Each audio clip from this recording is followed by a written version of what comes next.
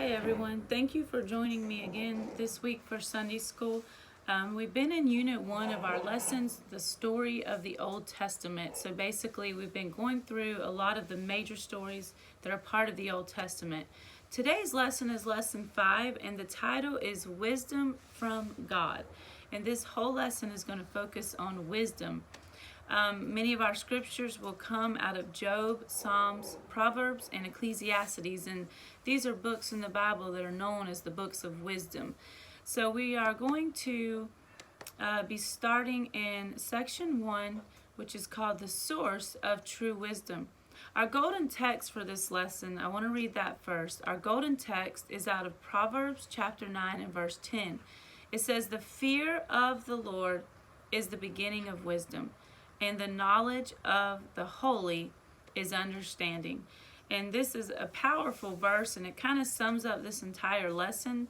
And honestly, it about sums up the whole Bible. The fear of the Lord is the beginning of all wisdom. But we will come to this scripture again later, so I'm going to go ahead and keep moving. The section 1, the source of true wisdom. This is taken out of Job, and we're going to read Job chapter 28 and verse 12. Now, this is going to skip around a little bit, but we are going to read Job 28, verses 12 and 13 to start with. "But where shall wisdom be found? And where is the place of understanding? Man knoweth not the price thereof, neither is it found in the land of the living." Now we're in verse 15. "It cannot be gotten for gold, neither shall silver be weighed for the price thereof." Now verse 23, "God understandeth all the way thereof, and he knoweth the place thereof." Verse 28, "And unto man he said, Behold, the fear of the Lord, that is wisdom, and depart from evil is understanding." And then our next section of scripture is out of Proverbs chapter 2 and verse 1. And again, we're going to read several scriptures from chapter 2 here. So Proverbs chapter 2, verse 1. "My son, if thou wilt receive my words and hide my commandments with thee." Verse 5. "Then shalt thou understand the fear of the Lord and find the knowledge of God." Verse 6. "For the Lord giveth wisdom. Out of his mouth cometh knowledge and understanding." And then Proverbs chapter 9 and verse 10. "The fear of the Lord is the beginning of wisdom, and the knowledge of the holy is understanding."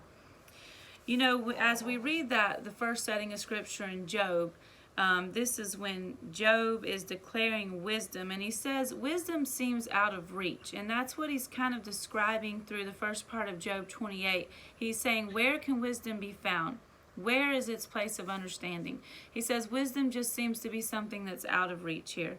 And then he also goes on to talk about the value of wisdom. And if you read that verse 15, it talks about how you can't buy wisdom with gold, neither can you weigh out enough money to pay for wisdom. And then, of course, when you go on down to verse 28, he talks about the fear of the Lord is wisdom, and to depart from evil is understanding. Now, just to break it down for a minute, you know, a lot of people don't fully understand wisdom. There's a big difference in intelligence and wisdom. You know, you can be one of the smartest people in the world. You can have a high IQ. You can have multiple degrees. You can be highly intelligent, and that does not necessarily mean that you have wisdom. You know, and that's when Job is asking these questions. He's saying, where can wisdom be found? He's talking about the value of it. Wisdom is not just something that you can go buy. It's not something you can borrow. And to be quite honest, I don't think it's something you can even just learn over time. Now, true wisdom does get, you gain more of it over time. And that's why we often refer to our elders as people of wisdom, because they've gained knowledge and wisdom over the year. But wisdom is not just having knowledge. And you know, that's what these scriptures are representing here when he says the fear of the Lord is the beginning of wisdom. You can't have wisdom without having the Spirit of God, without understanding that God is our creator, and fearing and reverencing him and honoring him The Bible refers to someone who says that there is no God as a fool. So it does not matter how smart you are in the natural and how much knowledge you've gained in the natural, if you have not yet understood the knowledge of God and understood Him, that He is the Creator, and had a fear of God, then you truly do not have wisdom, no matter what else you have attained in life. So that is something Job illustrates here, and also Solomon. Since a young age, I was always quoted this scripture: the fear of the Lord is the beginning of wisdom. And it's such an important verse that we should understand and teach our children. The fear of the Lord is the very foundation or the beginning to ever having any wisdom in your life. Now, that word fear there, it's not just like that kind of fear of terror, being afraid and terrified, but it's that reverential fear and honor of God. And that's that respect and honor, reverence of knowing who God is, and that He possesses your soul, that He has the power to either, the Bible mentions the power to save your soul or to cast it into hell. So there is some fear involved in that, as in being afraid of the one who holds your soul in His hands, but it's that reverence and that honor that God deserves. So you can't really be a wise man without properly fearing and honoring and reverencing God. So that's the very beginning of wisdom. And we'll wrap up this first section. That's really the basis of that, is just the source of true wisdom. True wisdom comes from God. And I can think back over my life, and you may know some people like this too. You may have known someone who had very little education, very little knowledge maybe as far as school is concerned and academics, and I've even known preachers who could barely even read, that couldn't barely read a verse out of that Bible, but yet when they preached the Word of God, the wisdom of God was upon them, and they studied the Bible, and they could share scriptures, but they just couldn't read well.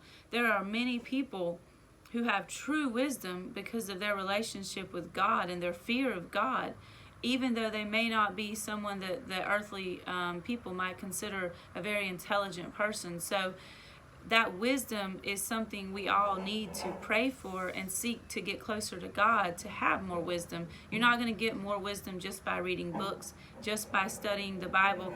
And I'll throw this out as well. I've known people who studied the Bible a great deal, studied prophetical books, and studied timelines and histories and genealogies, and that's wonderful. But if you do all that and yet don't spend time in God's presence, knowing the very Creator, then really you might just have more book knowledge than wisdom. So wisdom is a knowledge that comes from being in the presence of God, and you get it from God, is what I'm trying to say. Section 2 here, as we get into that, is wisdom for living. Wisdom that you need to live your life. And we're going to read several scriptures here. These do kind of skip around a little bit as well. So if you have your Sunday school book, section 2, wisdom for living. We are going to read Proverbs chapter 3, and we're going to read verse 5. This is probably a very familiar verse to many people. Verse 5 and 6 says, "Trust in the Lord with all thine heart, and lean not unto thine own understanding. In all thy ways acknowledge Him, and He shall direct thy paths." Now we're going to read verse 11 and 12 from the same chapter, or 11 through 13. "For whom the Lord loveth, He correcteth, even as a father the son in whom He delighteth. Happy is the man that findeth wisdom, and the man that getteth understanding." And then it goes to Psalms chapter 1 and verse 1 through 3. Some wise counsel here as well. "Blessed is the man that walketh not in the counsel of the ungodly, nor standeth in the way of sinners, nor sitteth in the seat of the scornful. But his delight is in the law of the Lord, and in His law doth he meditate day and night. And he shall be like a tree planted by the rivers of water, that bringeth forth his fruit in his season. His leaf also shall not wither, and whatsoever he doeth shall prosper." I want to bring out a few things about this wisdom for living. It talks about Trust in the Lord with all thine heart. Lean not into your own understanding. In all thy ways acknowledge him, and he shall direct thy path. You know, when it talks about lean not, that means trust not, use not your own understanding. But in all thy ways acknowledge God, acknowledge him. And the reason that's so important, I think we're all guilty of this at times, but there's something valuable we need to learn. We always have a limited perspective. You know, no matter what age you are, no matter if you're male, female, if you are, what job you have, it does not matter. Your perspective is limited to your life and your knowledge and your background or your present situation. You know, I can't sit here as a female in my late 30s and say that I have the same perspective as a male that's in his late 80s. His understanding, his view is going to be different. You know, if you take a child and you take a 30-year-old and you take an 80-year-old and you show them all the same picture and you ask them all the same question, you may very well get 3 different answers because they have different perspectives of life. They're at different ages. They're in different situations. You know, in my life of being around church and growing up in church, 9 times out of 10, almost I about say 100% of the time, when there's a misunderstanding or a fight or a disagreement that takes place in the church, it is over a misunderstanding. You know, most people are genuinely good people. Most people, especially in church, you know, they usually have a kind heart, or they want to have a loving attitude. It's not always the case, but most of the time people don't set out to be hateful, but they misunderstand. You know, someone says something to them and they take it the wrong way. You know, how often have you got offended or got your feelings hurt over something that someone said or that they did? You might have just, you know, even misunderstood. And 9 times out of 10, it's a simple misunderstanding. You are looking at life through your perspective, and other people look at life through their perspective. You know, it happens so often in many different situations. So it's important in life that we don't lean on our own understanding, that we don't just look at things through our perspective. That's why it's so important to trust in God. Because, see, God is the only one who doesn't have a limited perspective. When God's looking, you know, I think of even our current political situation. I think of our current health crisis in the world that's going on.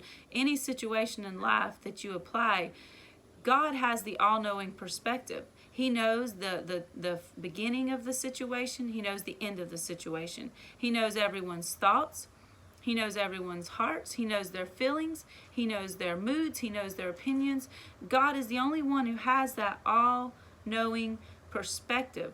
And that's why, you know, Proverbs says, in everything you do, all your ways, in your conversations, in your decisions, in your life, everything you do, acknowledge God, seek God, follow God, and He shall direct thy paths.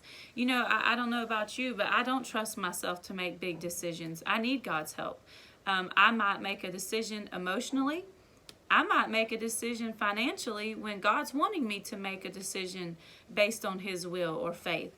I might make a decision on a feeling I have when God's saying, no, financially, that's not the right situation for you.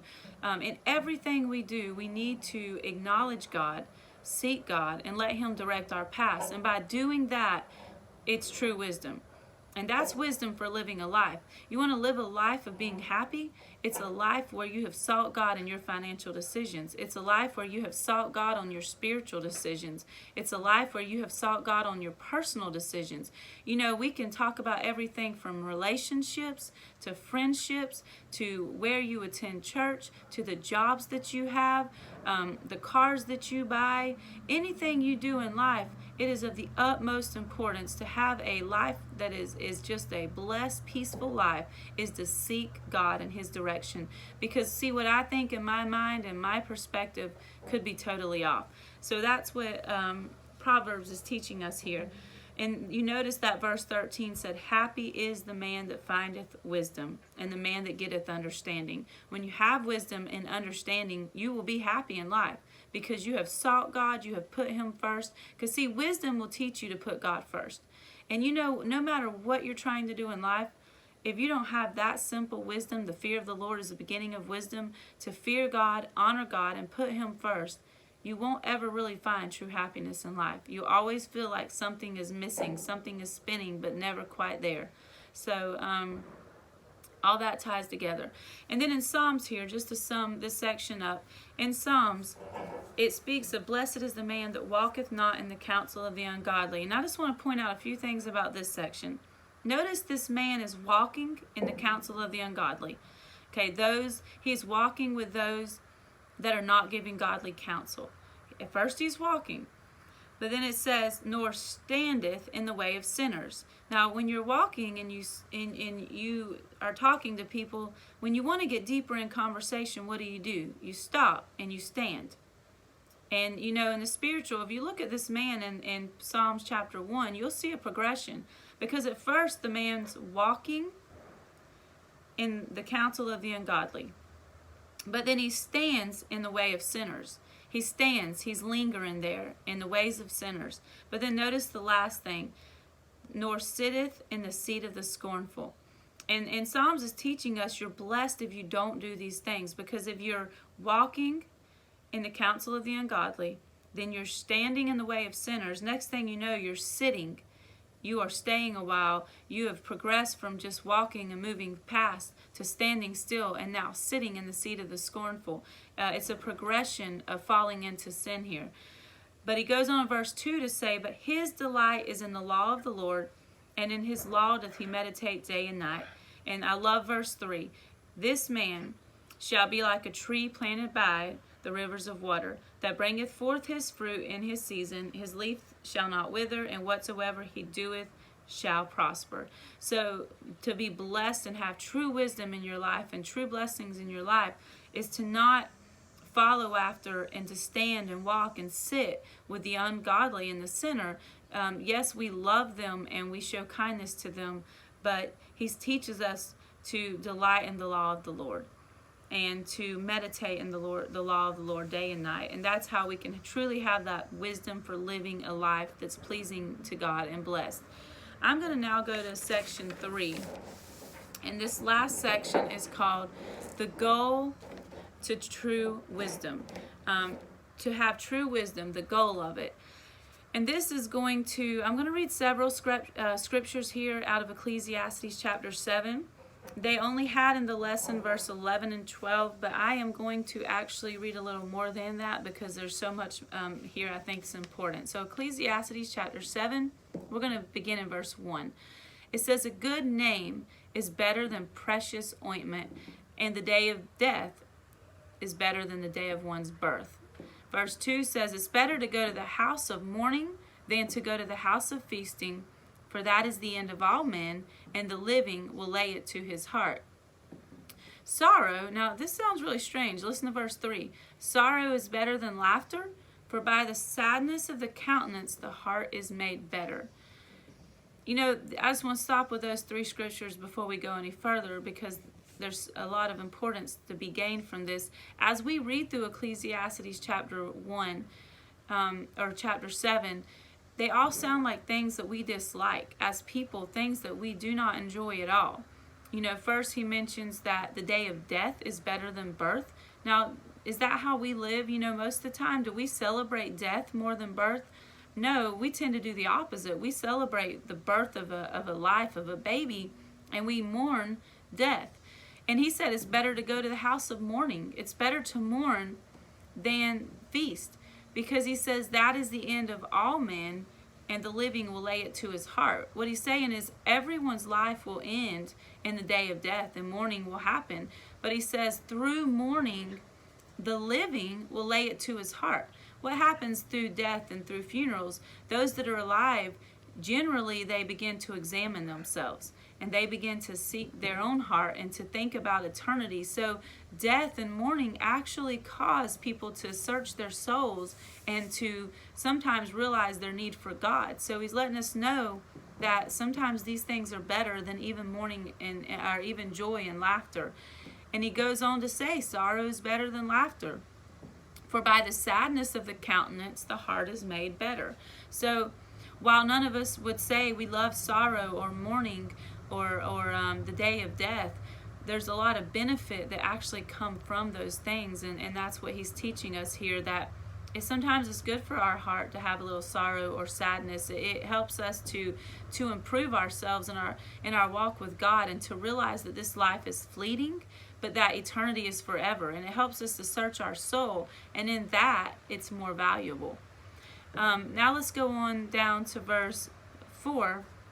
He says, the heart of the wise is in the house of mourning, but the heart of fools is in the house of mirth. Or they're always laughing, goofing off, cutting up. The fools, they never want to be serious. There's always just a good time. He says in verse 5, it's better. Now here's another one that we don't like. It's better to hear the rebuke of the wise than for a man to hear the song of fools. Now, I think this is one we could all do good to try to remember, because, who doesn't like to hear someone just rejoice with you or tell you how great you are? The fools, he says it's better than to hear the song of a fool. A fool might just tell you how wonderful you are and how beautiful you are, and just compliment you and just tell you good things. But he says it's better to hear the rebuke of the wise. It's more valuable for me. Now, this is hard for any of us, but it's more valuable for me to have someone who's wise rebuke me and tell me that I'm wrong and correct me, even if it hurts my feelings. It's more valuable for me to have that rebuke than just to have someone who's a fool sing a song over me or rejoice over me. And I think this is important to think about in church. When you listen to teaching or preaching, it's more valuable for you to hear the rebuke of someone who's wise. Remember, wisdom comes from God. So someone who's hearing from God, it's more valuable for me to hear their rebuke, even if it cuts to my heart, than to hear someone just sing a song over me that's full of foolishness and does not cause me to consider my ways and to correct myself. Verse 6, he says, for as the crackling of thorns under a pot, so is the laughter of the fool. This is vanity. It's just a crackling sound. If someone's just always causing you to laugh and rejoice and not really tell you the truth, it's just a crackling noise. It's a waste of time. Verse 7, he says, surely oppression like hardships, trials, he says, it maketh a wise man mad, and a gift destroyeth the heart. Better is the end of a thing than the beginning thereof, and the patient in spirit is better than the proud in spirit.